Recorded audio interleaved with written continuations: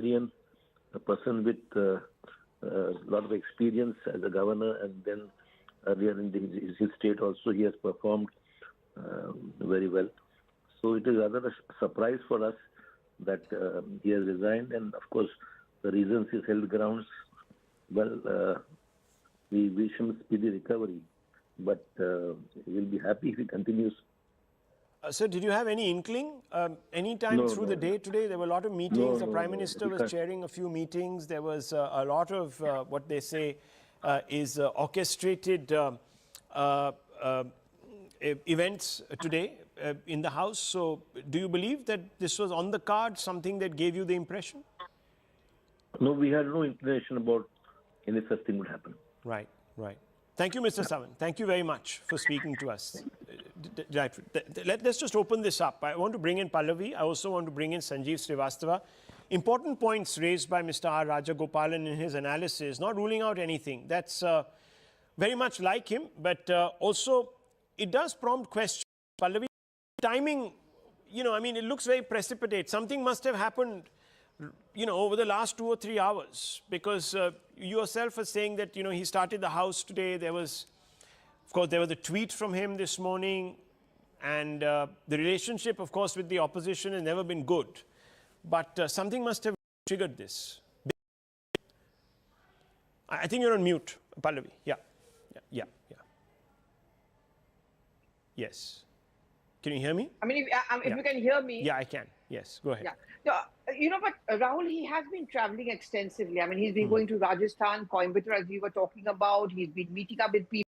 And if you just scroll down his archives, he's been meeting up with many senior politicians as well. Mr. Kharge, Arvind Kejriwal, a large number of young people as well. Frankly speaking, I think we are going to do a little bit of disservice to him if we are going to be suggesting that he buckled under any kind of a pressure coming in from the opposition parties. There's no denying the fact that he would be hurt, but, you know, he was an extremely strong person. I mean, we would meet him because, you know, he would love to meet women journalists, and he would often talk about the fact that, you know, he was always, one thing you'll notice about him, wherever he traveled, any official function he went for, his wife was always by his side. And he would say that, I am nothing without her. And that was something which was very, very clear, and which is why I remember when he had that interaction with large number of women journalists, you know, on stage, he insisted that his wife sits next to him. And every time we wanted to go up and ask him a question and we spoke to him, he would actually feel his wife. So, you know, his source of strength was always his wife.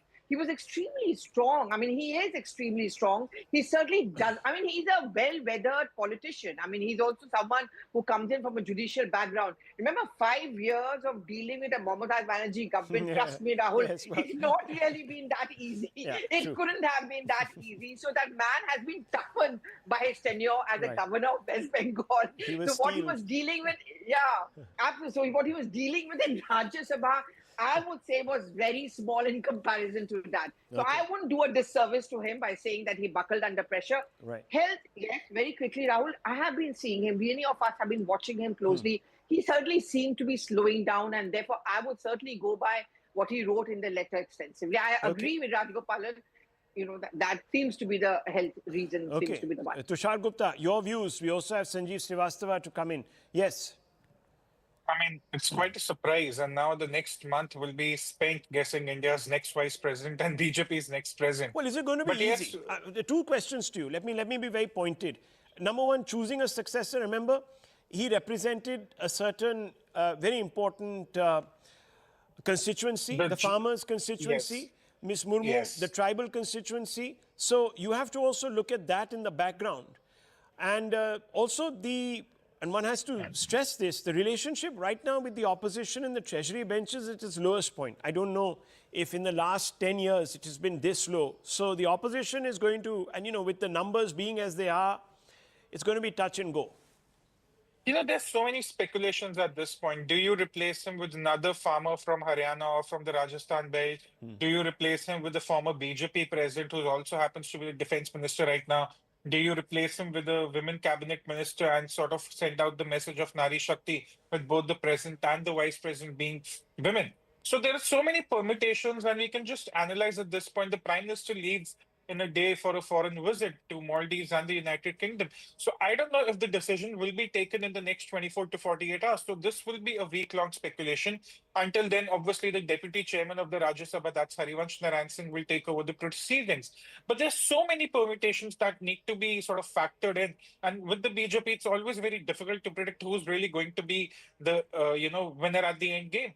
So at this point, we can just speculate. But yes, the resignation comes in as a surprise. I would thoroughly miss his banters with both the opposition and the government MPs. I think that is someone that we'll Well, it's surely not miss. just banter. Let's be honest. I want to bring in Sanjeev Srivastava, and of course, Aman Sharma remains with us because, Aman, I want you to tie in this entire conversation at the end with a couple of questions that I want to ask of you. But Sanjeev Srivastava, how do you look at this? Look, I mean, this is an individual who's weathered many storms. He's taken on Mamata Banerjee on her fief. Some people say that he gave it as good as he got. At the center, he started a debate on a very sensitive issue that very few politicians would have touched upon, which is judicial impropriety on the back of the Justice Verma scandal.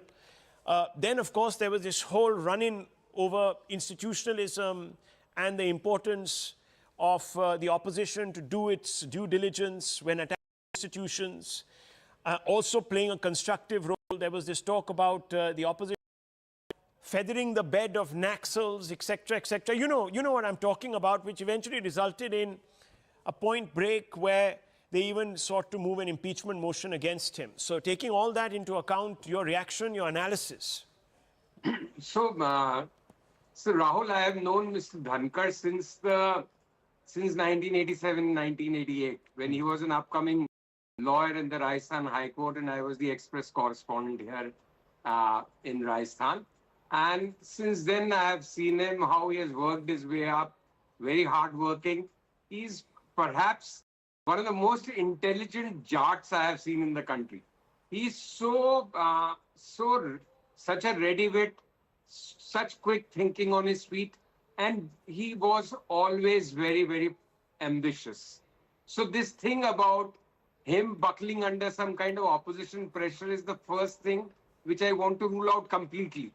He is somebody who has worked his way up, really wanted to reach where he has, and he wouldn't have given up for some opposition making noise, something, this and that. That's completely just not on the cards. Yeah, and he has seen not just Mamata Banerjee, that's fairly recent. He has been a Congress MLA, then he joined NCP, then he joined the BJP, he was so many times in the running to become a Rajya Sabha MP, and his luck would have it, just look at his good fortune, he became the chairperson of the House, of which an MP he could not become despite his best efforts in the early 2000s. So he has had a very checkered career, one of the brightest minds, and the thing which I'll repeat, opposition will have nothing to do with it. Well, they must be. You know, we even spoke to Kalyan Banerjee, Mr. Srivastava. I don't know if you heard that conversation. And he was sort of also saying, no, we would like him to continue, etc., etc. No, it is not a question of what the opposition may like. Dhankhar is the last person who would run away or kind of think of quitting because of opposition. Right. So I would not speculate what could be the reason, but the his health has been challenging. He fell ill even during his visit to Himachal Pradesh last month, if you remember, and there was a press release issued. So obviously he must have been very concerned about that, but at the same time, he was constantly on the move. At least twice a week he was coming to Rajasthan only.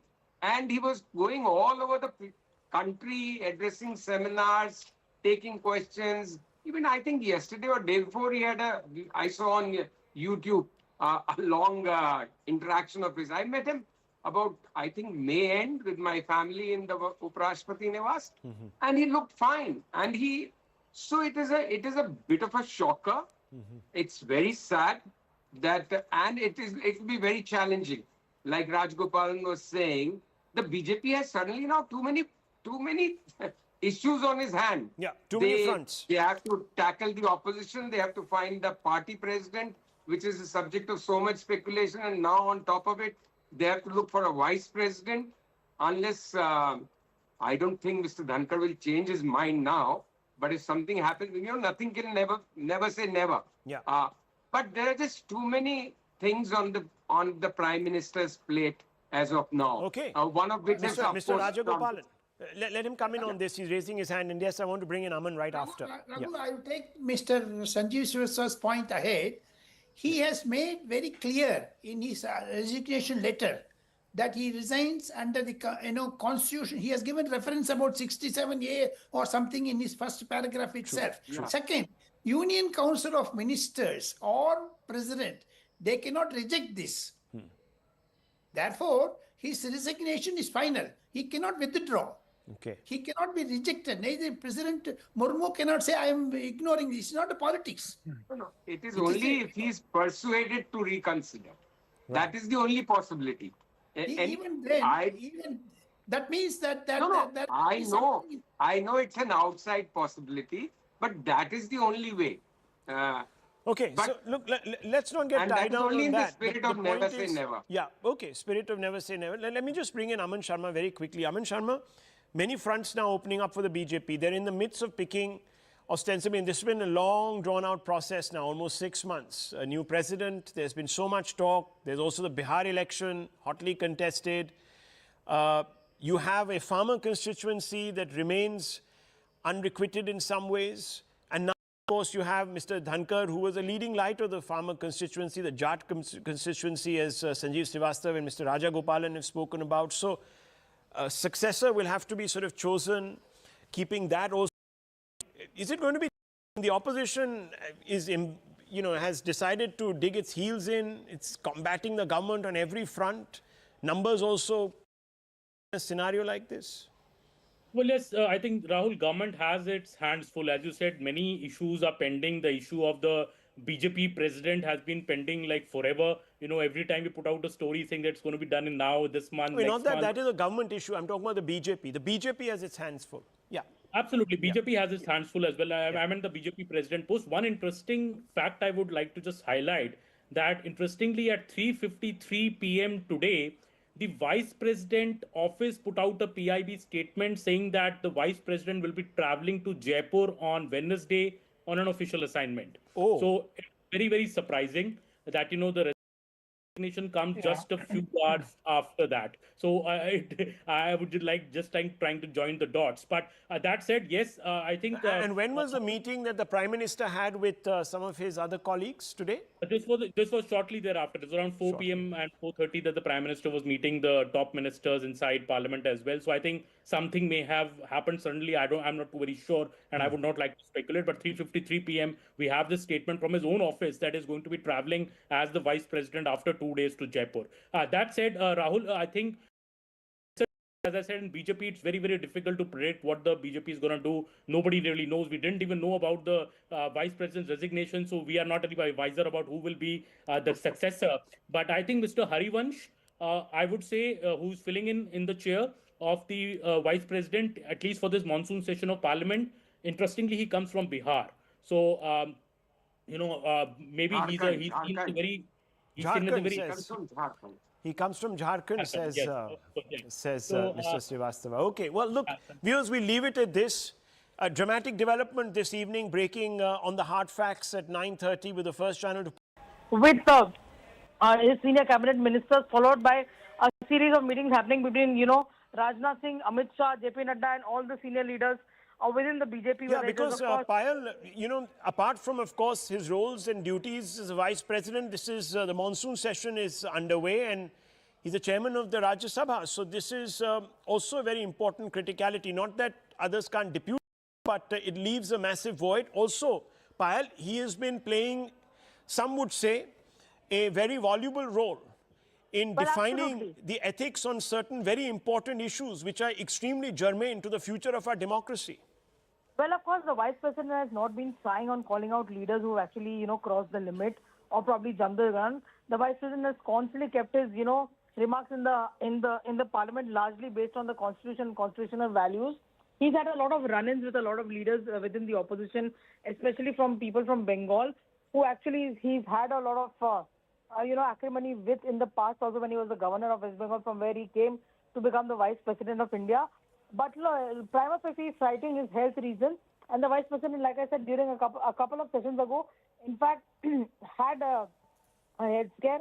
But it is very interesting because just this morning, Rahul, I spotted him, taking a round of the parliament premises before the start of the session, probably, looking at, whether every detailing was in place or not, or whether, everything was ready for the session to really begin. And it's going to be quite a situation given the fact that, you have the ongoing monsoon session of parliament. This entire week is going to be extremely critical with the Prime Minister traveling overseas. Today they had to run in at the Business Advisory Committee meeting also, where the acrimony between the government and the opposition was very, very well witnessed. And they could not come to a conclusion in terms of what bill needs to be awarded what time. There was supposed to be another meeting at 4:30, which also I believe was left pretty inconclusive. So obviously, lots happening in Parliament, and there was a lot of build-up, with the fact that there were so many meetings happening today in Parliament, Rahul.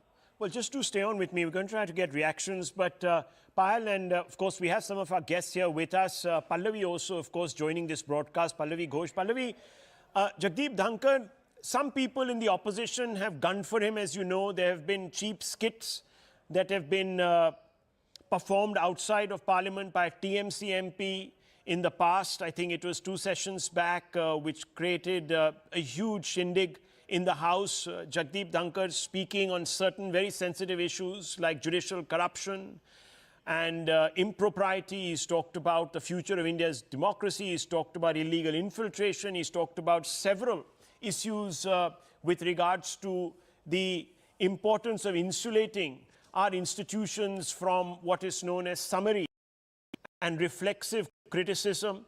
So the man has been out there in the forefront, and now comes this unexpected and perhaps unprecedented resignation of a VP in the chair. I don't know, we'll have to investigate to see if this has happened in the past, but this is significant, isn't it? Absolutely, Rahul, and look at the timing of it. First of all of us who have been following the proceedings of the House, we have been seeing that he has often complained of health problems. So health is a very strong ground on which he has resigned. But look at the timing. You're absolutely right. As the governor of West Bengal, he was always involved in a run-in as far as the Chief Minister of Bengal, Mamata Banerjee, is concerned. When he came over here, right from day one, the TMC versus Jagdeep Dhankar spat was something which we would never ever miss. And Kalyan Banerjee, for example, a Trinamool Congress member of parliament from Lok Sabha, mimicking him, that also came across as something which was unprecedented. And he would often talk about the fact, in fact, till yesterday itself, I remember he was actually coming out with the comment that, we need to have a kind of a bonhomie, whether it's about corruption in the judiciary, whether it is about getting along together. He, of course, has been one of the most articulate voices, coming in from a humble background, an agricultural background, Jat family, Rajasthan. Those were the credentials with which he was chosen. But timing is very significant because just today there were many signatories, 145 of them, who signed the impeachment proceedings. He would have actually supervised that, and that is the reason why it becomes extremely important, the timing of Jagdeep Dhankar's exit as the Vice President of India. Yes, the timing obviously is being pegged to health worries. Payal also there with us. We also have Aman Sharma. We also have our political guests, so we're going to draw them in. But Aman, very quickly, you've been covering politics for a long time. You know that the Vice President has always pitched himself and not been shy of making his mind very, very volubly clear on certain very, very dramatic issues, and has stirred the pot a little bit, if I might say. So this is a big void. He was the articulate face, really, of the two, whether it's the President and the Vice President. He was taking the lead on a large number of issues. Well, Rahul, it's very surprising. It's come from Mr. Dhankhar today, and I would trace this back to March when Mr. Dhankhar was admitted to AIIMS for 3 days. It was related to, statement had said it was related to cardiac related ailments, and he was there at AIIMS for almost 3 days, but he had returned all hale and hearty. In fact, I remember meeting him recently at the book launch of Mr. Ram Madhav, where he was the chief guest, and he spoke on the stage, he stood on the stage, spoke for almost 35 to 40 minutes. He was very fit, he is still very fit, and of course he speaks his mind, but I think some health issues, and he says advice by doctors to step down from this post because of it demands also, Rahul, a lot. to sit in the parliament all day and the vice president duties. These are very significant duties, and that is why I think Mr. Dhankhar has taken a very considered call based on his health condition, which has been advised to him by the doctors. And that said, I agree with you completely. This leaves a big void because his presence in the Rajya Sabha and also as the vice president of the country was very significant. He has passed his wisdom many a time while speaking from the chair, given a piece of his mind to the opposition also many a time for them to let the house run. And he's been a big proponent, in fact, also of clean judiciary, and he's been making this point very, very relentlessly since the last 3 And to not 4 just months. that, I mean, he even sort of entered into the debate on the preamble, on the question of including secularism or not, etc., etc. So just stay on with me. I just want to also open this up to some of our guests. Tuin Sinha of the BJP is here with us. Dr. Anand Ranganathan remains with us, keen political observer also. Tuin Sinha, medical reasons, but a fine voice, intellectual voice, who has been speaking on several issues. Was he, I'm not trying to suggest anything here, was he somehow at some length or the other extending himself a bit too much? And he was copying a lot of criticism from the opposition. Some of it was very vile, as you know, and you know the TMC MP and the way he behaved. And he, remember, broke down in the House and he said, I can't go on like this. Could this also have played a part? The suddenness of the Vice President's decision is certainly shocking. He's somebody known for his outspokenness, his articulation on issues of national importance. And that's he, as the governor of Bengal and as Vice President of the country. And the indecency and the mayhem that opposition leaders used to cause in parliament used to particularly disturb him, because he was somebody who wanted the proceedings to go smoothly, the discussion to happen on time. So yes, I mean he had a very distinctive persona, and he will be missed. I still it's still sinking in. I don't know why this decision has to be so sudden, but then I think that's life. Yeah, that is life. And Dr. Ranganathan, you've had an issue with your ticker at one time, and these things can strike at will without any control. But what I'm trying to get at is that, look, it's already a stressful job to begin with. The added pressure of the barbs that were directed at him by the opposition must have made this a living hell, to be honest. Because, I'll just give you an example of what he said. Dr. Ranganathan, he said on this entire issue of, at one level, tinkering with the constitution that Indira Gandhi did during the emergency, he came out and said that, look, as far as this is not right, because he said that words added in the preamble during emergency have been added as Nasur, a sacrilege to the spirits of Sanatana. What a travesty of justice. First, we change something that is not changeable, alterable, and then change it during emergency. The preamble, the soul of the constitution, should have been respected rather than tweaked, altered, and decimated. Except Bharat, no other constitution's preamble has undergone change. And this was just one of those words. There was also, of course, a whole exchange that he had on the importance of the nation understanding its own role when it came to the functioning of parliament, and most importantly, very important, talked about judicial impropriety, which many people chafed at. No, absolutely. First of all, I'm wishing all the very best to the Honorable Vice President for a very quick recovery. I don't know the exact health reasons, but I wish him very well. He's been one of our wonderful Vice Presidents, Rahul, as you said. But, the pointed question that you asked, whether the daily rig, the vice presidentship, especially being the chairman of the Rajya Sabha, where everyone's fighting like cats, whether that took its toll, I doubt it. I think he's a very seasoned politician and a governor who actually ruled with a lot of alacrity and perspicacity, if I may say so. And any amount of abuse that he was showered upon recently pales in comparison to when he was the governor of West Bengal. But there again, I mean, I want to show you a picture of his with Mamata Di. This was when he was about to leave. And there was a lot of bonhomie, they were all smiles and laughter. So I think it took all those things, as a lot of politicians, seasoned politicians do, in his stride, like Narendra Modi. I mean, the amount of abuse that he gets, or anybody else. So I don't think that possibly could be the reason. If it is, I'm very sorry to hear that. But I wish him all the very best. Going forward, I think it does. Rahul, can I make a point? Yeah, 1 second. Let him finish. Yeah, doctor. Yeah, finish. Yeah, going forward. I think going forward, I'm just looking from the absolute top of my head, the viable candidates. I mean, with the governorship No, experience. I'll get Pallavi and Aman in on that, because there's a whole process that will be set into motion. So I'll get, yes, Twin Sinha. Yeah. Rahul, we know for a fact that he was unwell in the last few months. But when you are unwell, when you're battling a heart issue, the kind of vilification that certain opposition members, and by the way, also a section of the press, today I have with me an article written by The Wire. Can you imagine the kind of headline they had planted? Dhankhar's disgrace: when the vice president becomes a partisan attack dog, democracy bleeds. So, when a section of the press unleashes this kind of vilification against the vice president, I'm sure that must have been impacting his health.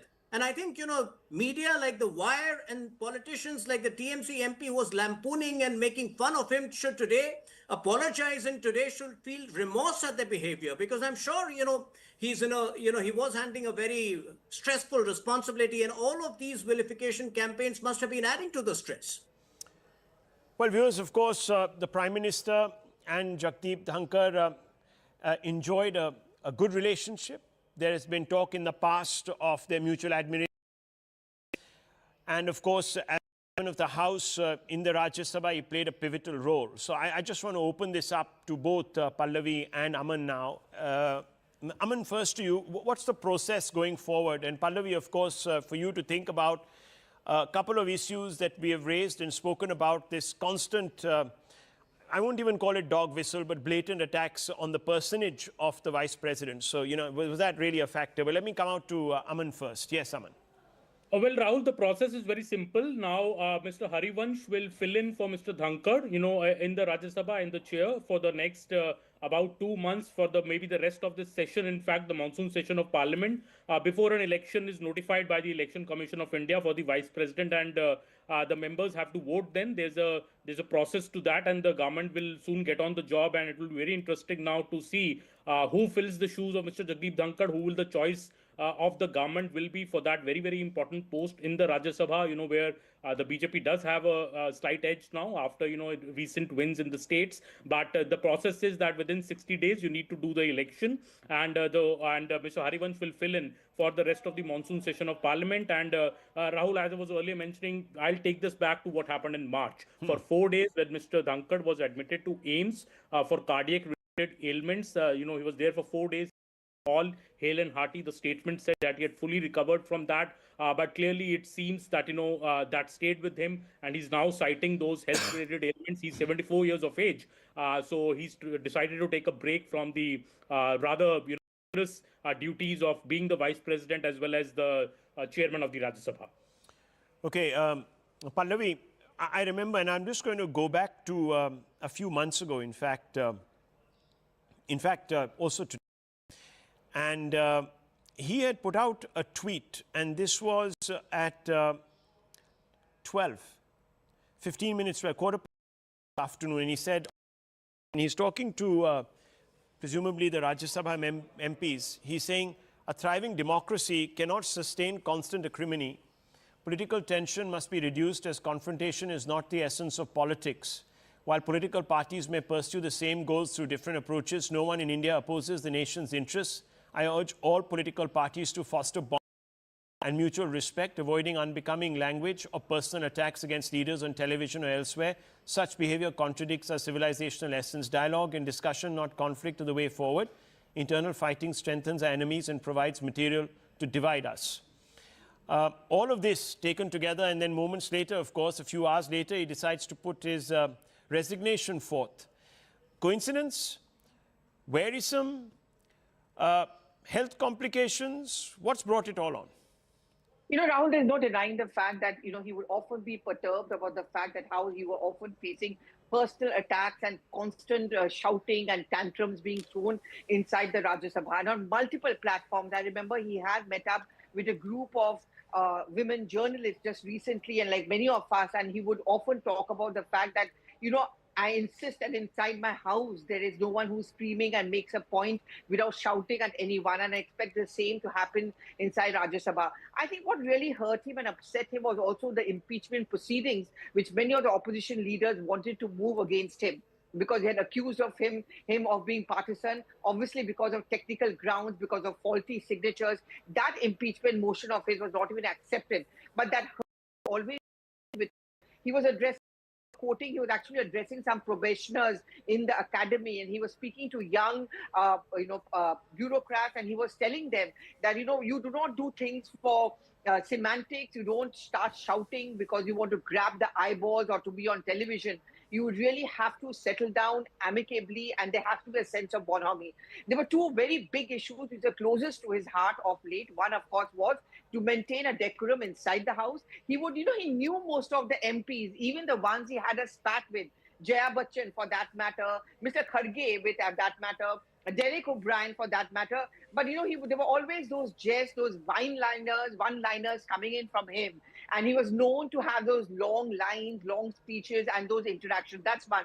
I think he felt very strongly about his impeachment proceedings against Justice Verma, because he himself comes in from the profession. And he used to say that you have to be like Caesar's wife. You have to be above any kind of a suspicion. And this is something which would have been closest to his heart if he had been around as the Vice President of India to oversee the impeachment proceedings. Very significant 145 signatures today on the impeachment proceedings. And you have the man who would have overseen it also stepping down as the Vice President of India. Yes, Payal, of course, he single-handedly, Dr. Ranganathan also there with us in the frame.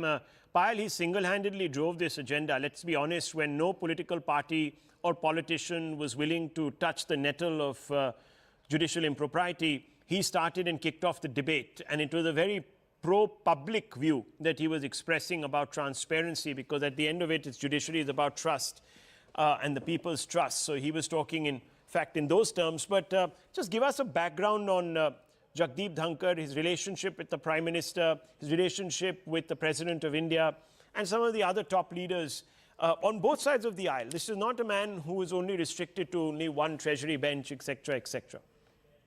Well, of course, Mr. Dhankhar would not have been in the post that he rarely was if he did not have the backing of the BJP or the Prime Minister in particular as well. Remember, the Prime Minister has seen him, fight some cases in Gujarat as well. That is where he was first spotted, and, then he was asked to come and join the BJP. That is something which has been there, and that is something which has been noticed as well. But, what really transpired over the last few months remains to be seen, given the fact that it was not only, the opposition leaders who were extremely unhappy with the way in which he treated them or probably dismissed their concerns at multiple occasions.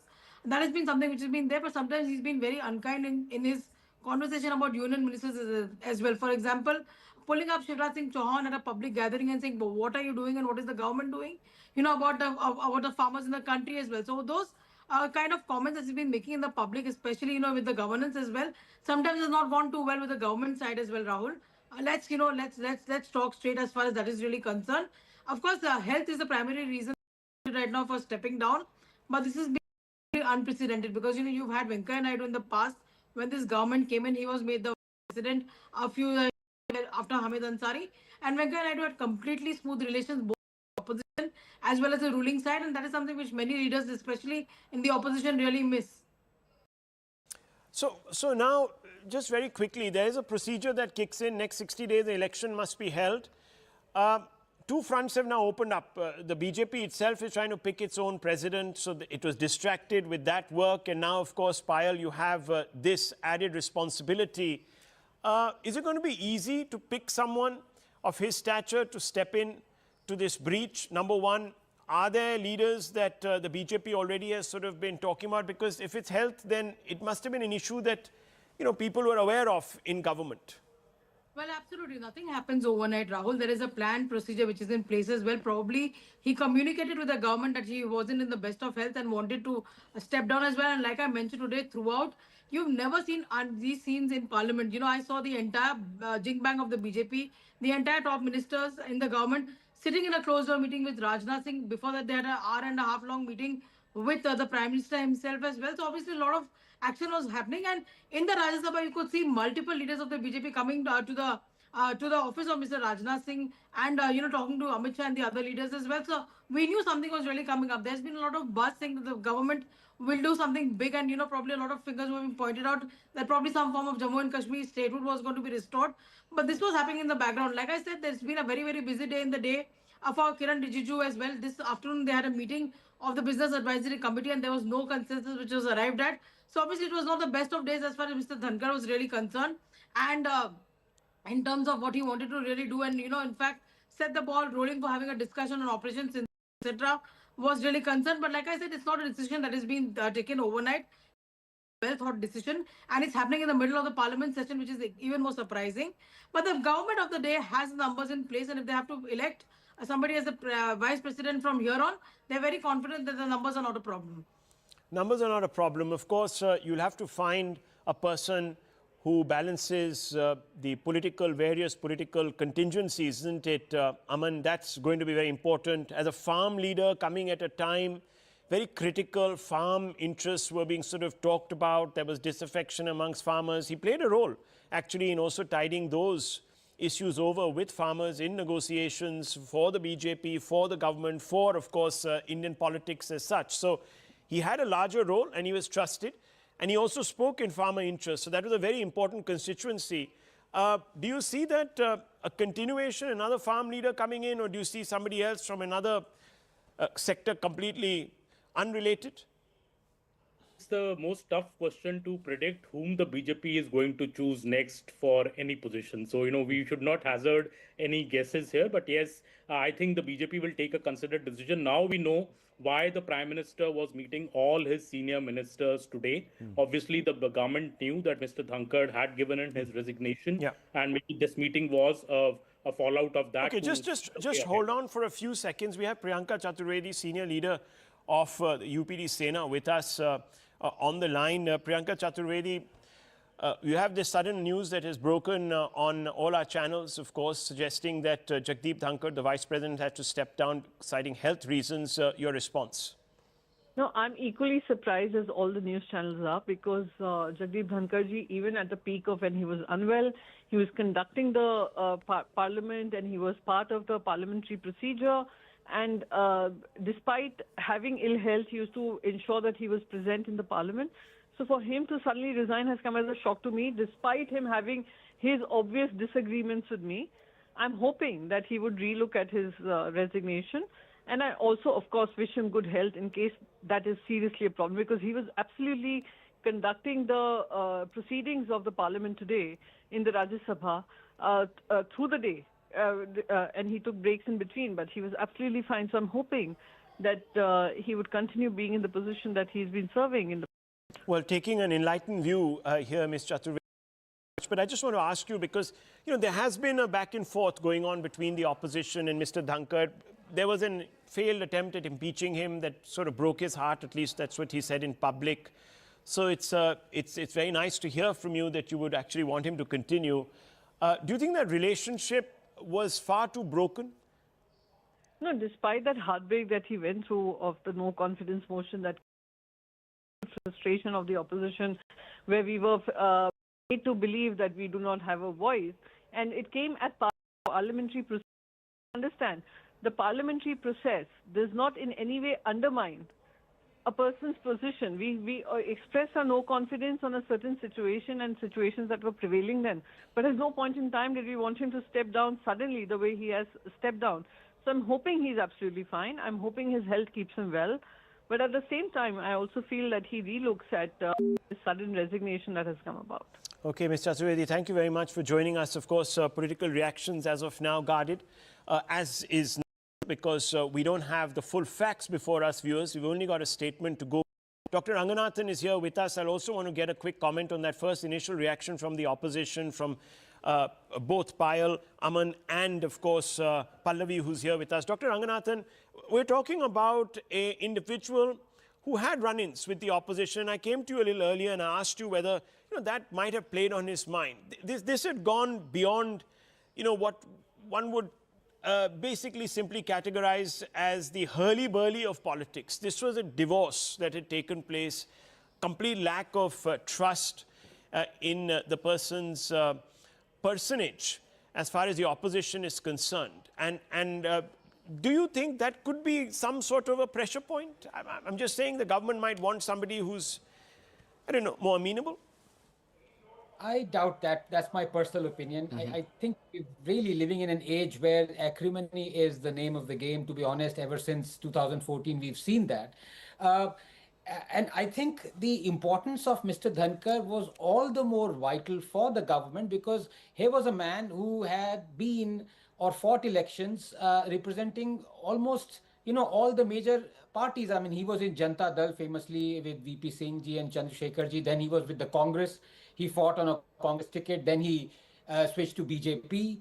And then he had a governorship role. So he was vastly experienced in dealing with acrimony